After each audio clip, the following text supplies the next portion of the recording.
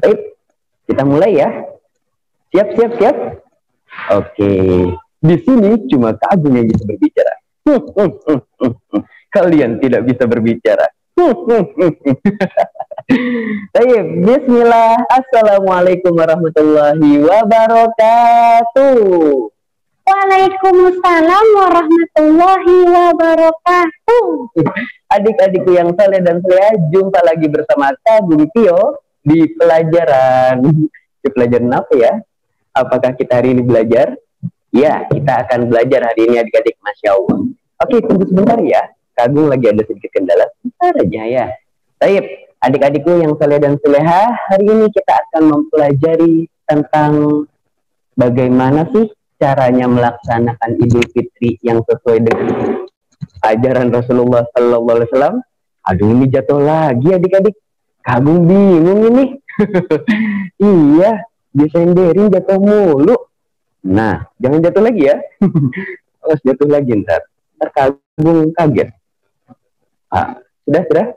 Oke, kita mulai lagi ya. Oke, Masya Allah. Baik, sebelum kita mulai belajar, yuk kita doa dulu kepada Allah. Semoga apa yang kita pelajari hari ini, Allah berikan kemudahan dan Allah berikan keberkahan, yaitu kebaikan-kebaikan ya. Yuk kita doa dulu. Doa sebelum belajar. Rabbi zidni ilman warzuqni fahman. Ya Allah, tambahkanlah ilmuku dan berilah aku pemahaman. Amin. Baik, bismillah. Innalhamdulillah hamdan katsiran thayyiban mubarakan fi kama yuhibbu rabbuna wa yardah. Asyhadu an la ilaha illallah wahdahu la syarikalah wa asyhadu anna Muhammadan abduhu wa rasuluh la nabiyya wa la rasula ba'da. Kita harus bersyukur kepada Allah Subhanahu wa taala yang telah memberikan nikmat-nikmatnya kepada kita. Di antaranya nikmat apa? Nikmat Islam, sehingga kita bisa berkumpul, sehingga kita bisa berpuasa, dan sebentar lagi kita akan berhari raya. Iya, berhari raya ya. Masya Allah. Iya, ngomong-ngomong, berhari raya itu maksudnya apa sih? Apakah kita akan melaksanakan sesuatu yang berbeda? Iya Kak Agung, ada yang beda. Apa itu yang beda? Iya, nanti aku mau dikasih duit. Oh, masa dikasih duitnya doang yang diingat? Adik-adik pasti juga tahu dong tentang Hari Raya Idul Fitri ini.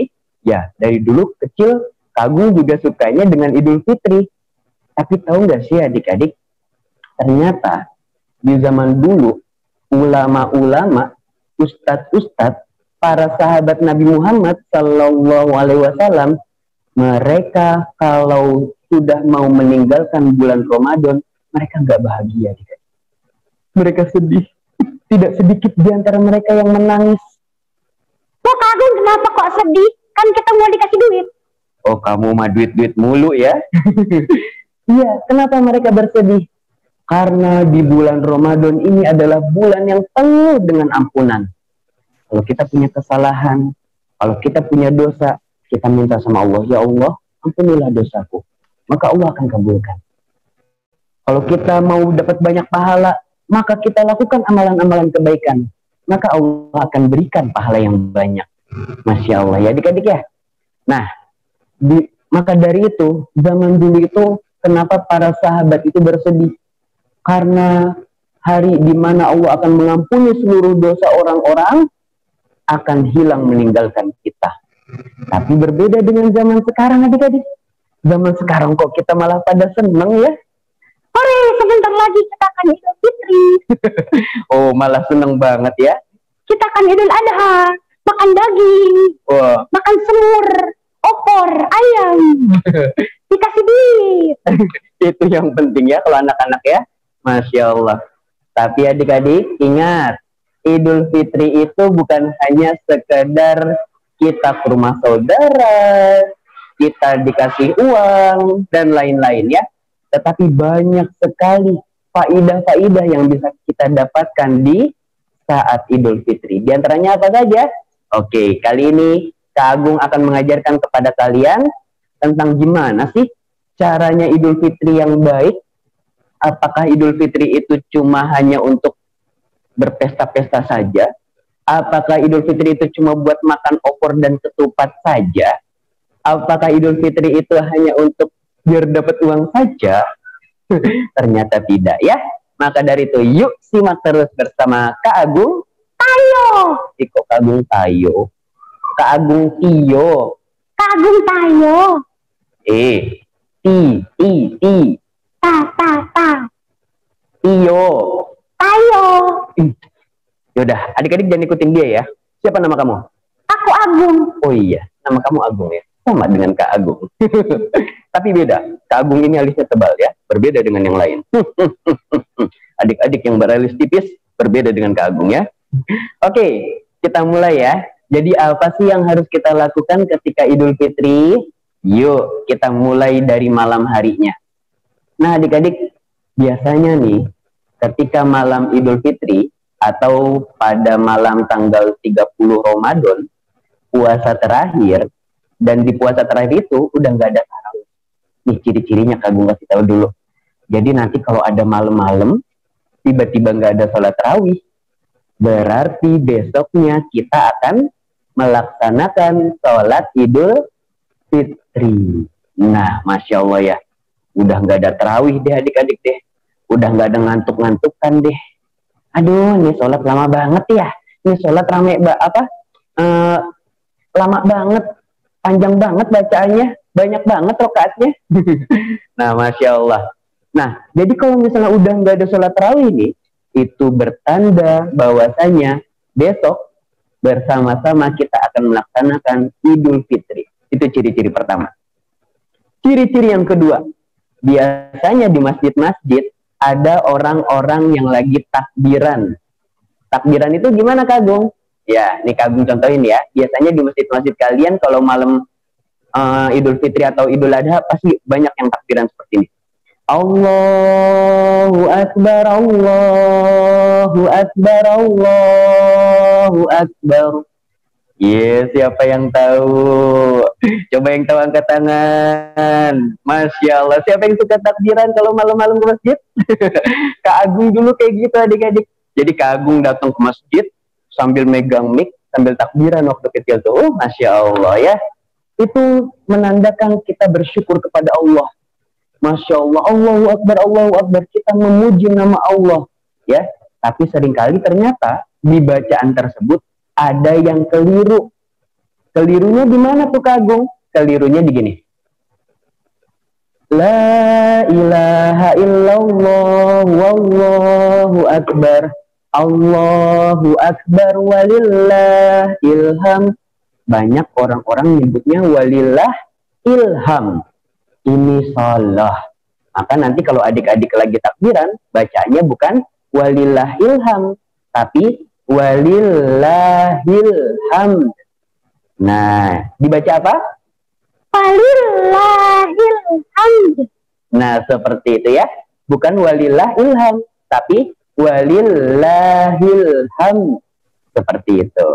Nah, ketika sudah malam takbiran, ketika sudah tidak ada tarawih, berarti besok biasanya adik-adik itu susah tidur. Malam-malam nungguin aja buat besoknya. Besok lama banget sih waktunya.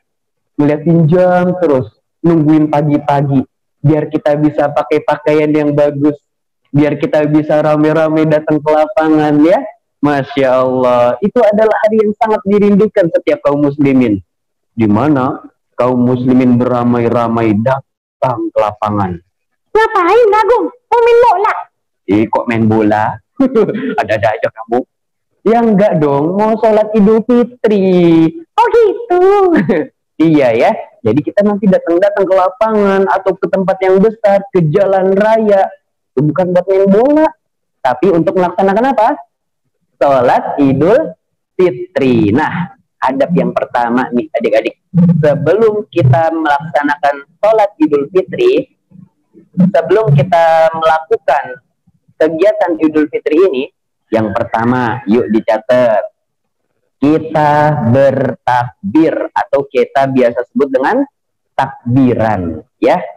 Jadi kita ucapkan yang tadi, Allahu Akbar, Allahu Akbar, Ada yang 2 kali takbirnya, ada yang 3 kali.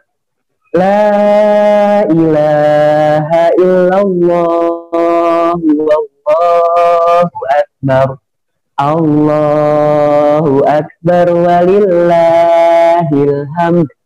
Aduh Kak Agung, jadi rasanya kayak mau besok aja Idul Fitrinya.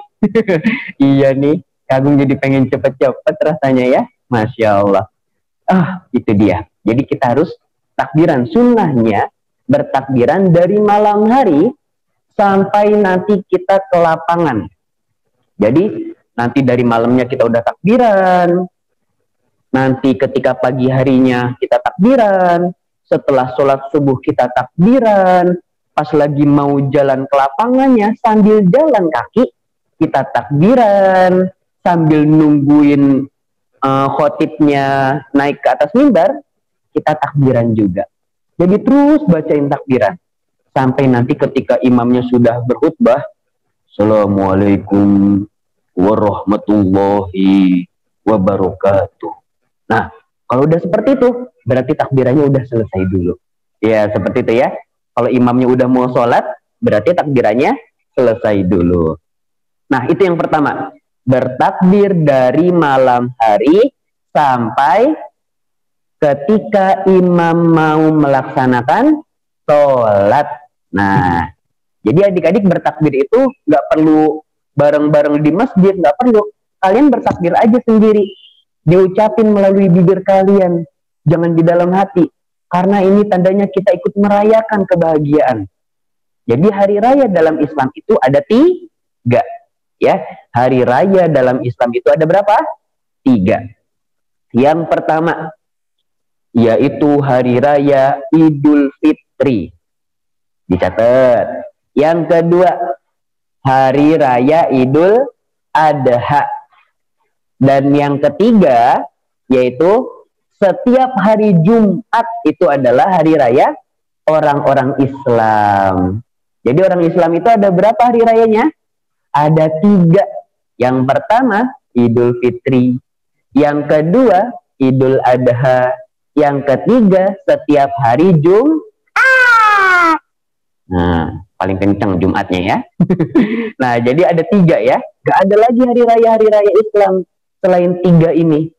Idul Fitri, Idul Adha, dan hari Jumat setiap pekannya, setiap minggunya. Nah, sebelum kita berangkat ke masjid, nih yang kedua nih. Yang kedua, sebelum kita berangkat ke lapangan ya, bukan ke masjid ya, ke lapangan atau ke jalan raya atau ke tempat-tempat yang nanti kita akan melaksanakan sholat Idul Fitri, maka apa?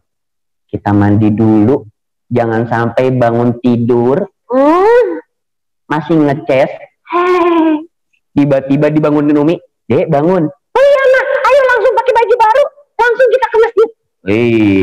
Mulutnya masih bau jigong. Ayo, mulutnya masih bau ngeces, keteknya masih belum mandi, masih bau asem, ya, malah mau langsung ke lapangan. Nanti pas kalian sholat, Allahu Akbar, orang di samping kalian, ini anak bau banget nih. Belum mandi kali ya.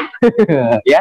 Nah, jadi yang kedua, sebelum kita melaksanakan sholat Idul Fitri, hendaknya kita mandi. Nah, ini sunnah nih. Mandi sebelum berangkat sholat Idul Fitri. Habis mandi ngapain lagi? Pakai parfum bagi yang laki-laki. Yang perempuan tidak boleh. Loh Kak Agung, kenapa? Nanti kalau perempuannya bau ketek gimana? Ya, kalau perempuan itu nggak boleh pakai parfum. Bolehnya pakai deodoran. Apa itu deodoran Kak Agung? Deodoran itu, tanya deh Umi kalian yang tahu ya. Nah, jadi kalau perempuan, biar nggak bau ketek, bau ketek, itu pakainya deodoran. Yang ditaruh sini, cuk. Nah, jadi nggak bau di keteknya nanti ya. Kalau yang laki-laki, Nabi Muhammad itu seneng banget sama parfum. Makanya kalian nanti juga pakai parfum ya. Coba tanya adik kalian. Bibi, ada parfum nggak? Nah, kalau ada minta. Aku mau dong, biar kayak Nabi Muhammad. Jadi pas ke masjid pakai parfum. Iya, biar wangi ya, Masya Allah. Nah, jadi itu.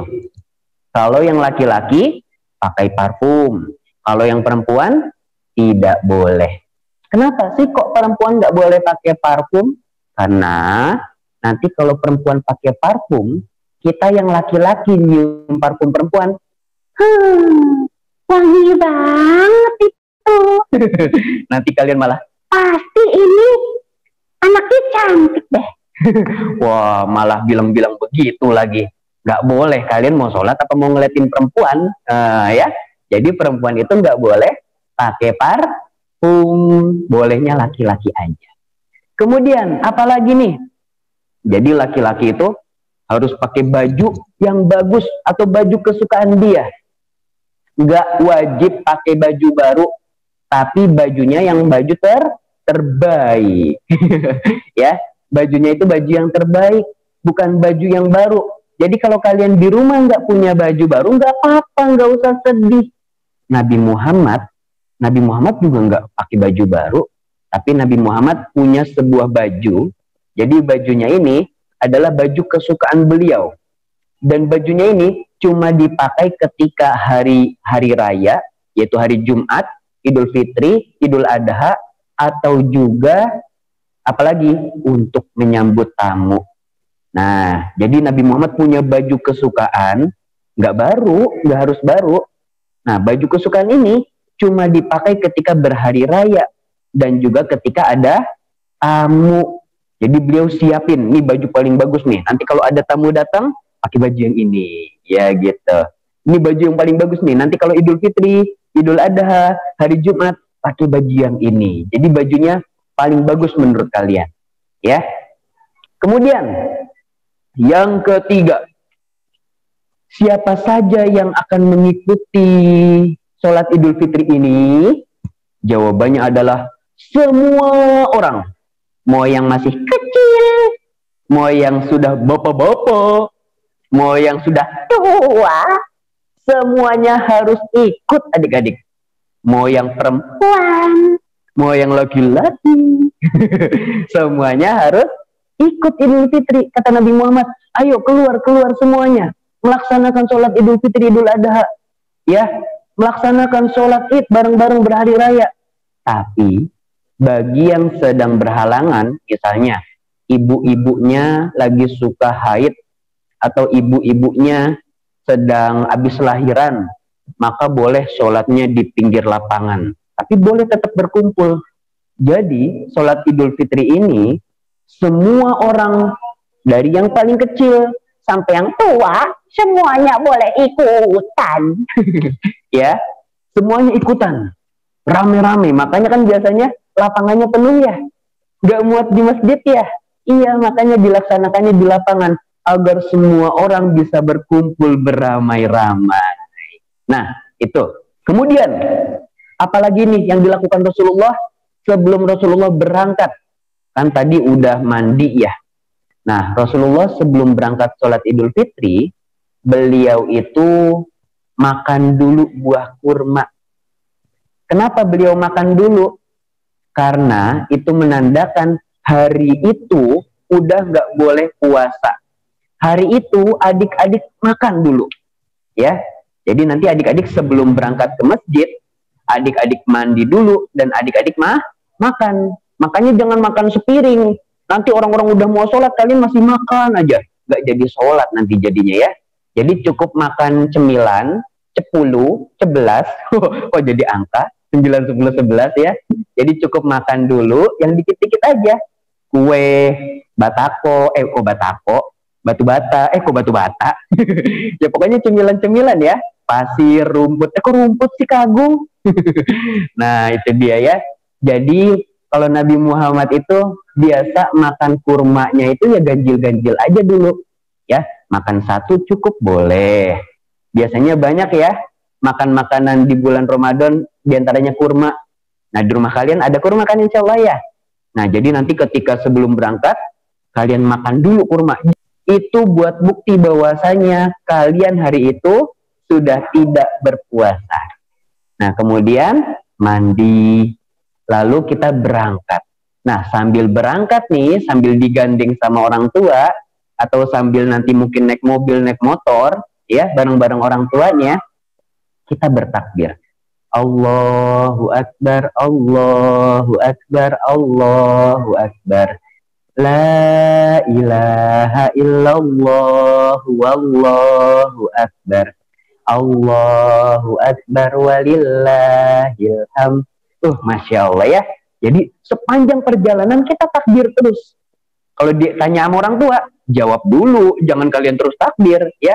Kalau ditanya orang tua, Dek kamu lagi ngapain? Allahu Akbar. Kalau ditanya orang tua mah ya jawab dong. Aku lagi takbiran Umi. Iya ya.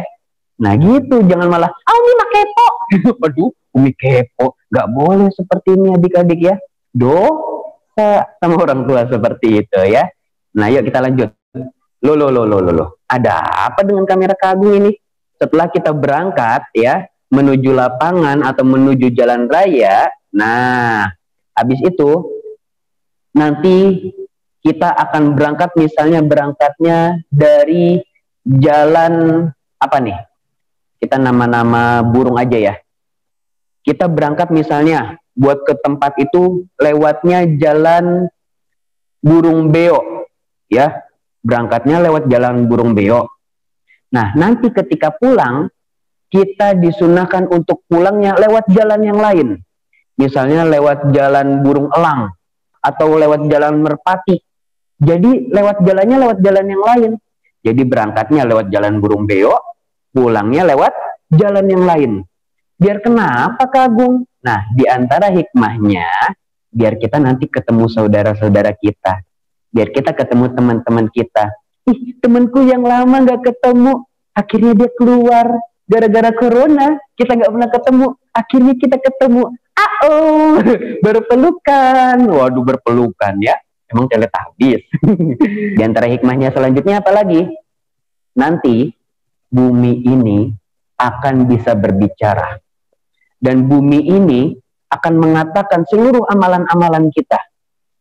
Nah, nanti bumi ini akan mengatakan, ya, mungkin sekarang bumi ini nggak bisa berbicara, tapi nanti akan ada suatu waktu bumi ini bisa berbicara. Nah, bumi ini akan mengatakan, dulu si Agung pernah melewati jalanku yang ini. Dia hendak pergi sholat Idul Fitri. Kemudian dia pulang lewat jalan yang lain. Wah, Masya Allah ya. Jadi nanti bumi itu akan bersaksi bahwasanya kita pernah melakukan hal-hal yang baik dari suatu tempat ke tempat yang lain. Nah, itu fungsinya ya. Itu diantara hikmahnya. Nah, nanti kan biasanya yang kelima ini nih, kita bertemu teman-teman kita. Nah, ketika kita bertemu dengan teman-teman kita, maka hendaknya kita mengucapkan tahniah. Mengucapkan apa? Tahniah, ya. Itu adalah mengucapkan ucapan selamat. Seperti ini misalnya. Selamat Hari Raya Idul Fitri ya. Iya, itu boleh kayak gitu. Atau kalau adik-adik yang sudah hafal bahasa Arabnya boleh. Minal aizin wal faizin. Boleh. Atau yang lain. Taqabbalallahu minna wa minkum. Boleh. Atau yang lain. Atau udah, 3 itu aja kita cobain ya. Coba, jadi nanti kalau misalnya setelah kita berangkat ke masjid, setelah Idul Fitri, setelah selesai sholat, maka kita ucapkan ucapan selamat kepada setiap orang yang kita temuin. Ya, maka biasanya ibu-ibu sama bapak-bapak ngomongnya kayak gitu. Taqabbalallahu minna wa minkum. Iya, taqabbal ya karim. Habis itu apa lagi? Kadang ada juga yang beda. Ada yang ngucapin minal aizin wal faizin. Seperti itu. Atau ada juga yang mengucapkan Selamat Hari Raya Idul Fitri. Biasanya adik-adik yang belum tahu caranya mengucapkan ucapan selamat, maka pakai bahasa Indonesia nggak apa-apa. Ya, Selamat Hari Raya Idul Fitri. Ya, kalau yang mau bisa bahasa Arabnya, boleh pakai yang minal aidin wal faizin. Atau satu lagi, taqabbalallahu minna wa minkum. Masya Allah. Nah, demikian ya adik-adik ya. Jadi ada 6 yang sudah kita bahas ketika hendak melaksanakan sholat Idul Fitri. Di antaranya bertakbiran, kemudian mandi, kemudian makan, kemudian berhias, pakai baju yang bagus menurut kalian.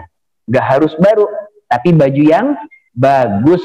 Yang laki-laki pakai parfum, yang perempuan tidak boleh. Bolehnya pakai apa?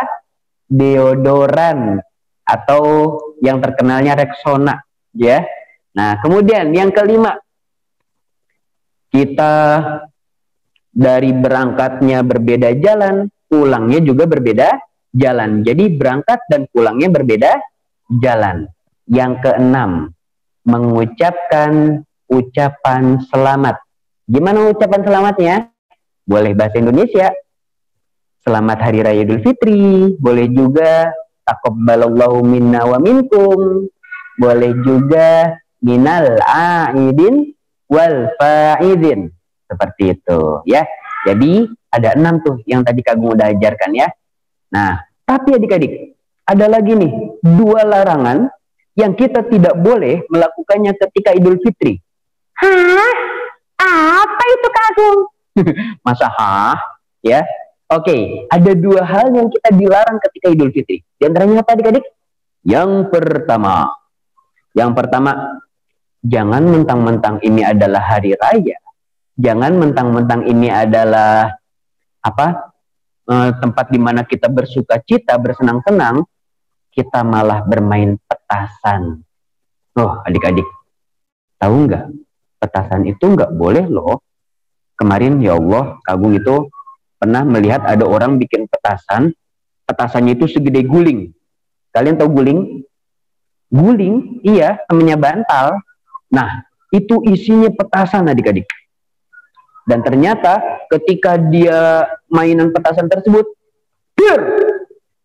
ledakannya luar biasa. Dan akhirnya mereka semua, bukannya di hari Idul Fitri bersenang-senang, mereka semua malah bersedih. Keluarganya nangis, kehilangan anak-anaknya. Nah, ini dia bahaya. Kagum, itu kan gede. Aku mainannya yang kecil kok. Sama aja, yang kecil juga banyak kan cerita-ceritanya. Coba tanya orang tua kalian.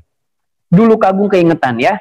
Dulu Kagum, teman Kagum tuh ada yang namanya mainan apa itu ya? Petasan tapi kecil. Nah, jadi pas dia lagi dinyalain, dia malah nggak dibuang adik-adik, dipegang. Dia kira masih lama. Dia kira apinya itu sudah mati. Mau dinyalain lagi, ternyata meledak. Dan akhirnya apa? Tangannya luka adik-adik. Ya Allah ya, ini bukannya Idul Fitri senang-senang, malah yang ada Kenapa kamu? Tanganku. Kenapa tangannya? Kena petasan. Oh, siapa suruh ya? Nah, jadi kita nggak boleh main petasan. Itu yang pertama. Yang kedua apa yo? Yang kedua, kita nggak boleh minta-minta uang kepada saudara kita. Oh, siapa yang suka seperti ini? Nah, minta-minta itu nggak boleh. Tapi kalau dikasih, boleh. Ya. Nah, ini bedanya ya. Kalau minta itu seperti apa? Misalnya gini. Om, minta uang dong. Kan hari ini Idul Fitri, mau uang dong. Nah, ini nggak boleh minta-minta seperti ini. Atau misalnya ketemu Kagum. Kagum, minta uang. Kan Kagum uangnya banyak. Amin.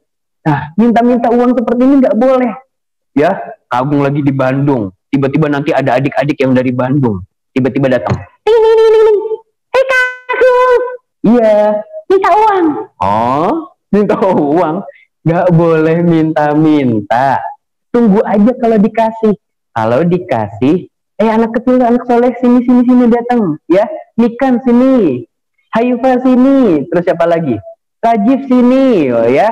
Kalau dipanggil, kalau misalnya disuruh datang, Sirin, Kira, Aflan, Zidan. Kalau kalian dipanggil terus dikasih duit, dikasih amplop, maka ambil. Dapat. Iya, kalau dapat, alhamdulillah. Ucapkan alhamdulillah. Kalau nggak dapat, nggak usah sedih adik-adik. Tenang, nanti dikasih sama orang tuanya. Ya, jadi kita nggak boleh minta sama om, sama tante, sama saudara kita, ya, nggak boleh minta-minta. Tapi kalau dikasih, kita ucapkan apa? Alhamdulillah, kemudian kita doain dia. Jazakallahu khairan. Apa itu artinya? Artinya, semoga Allah membalasmu dengan kebaikan.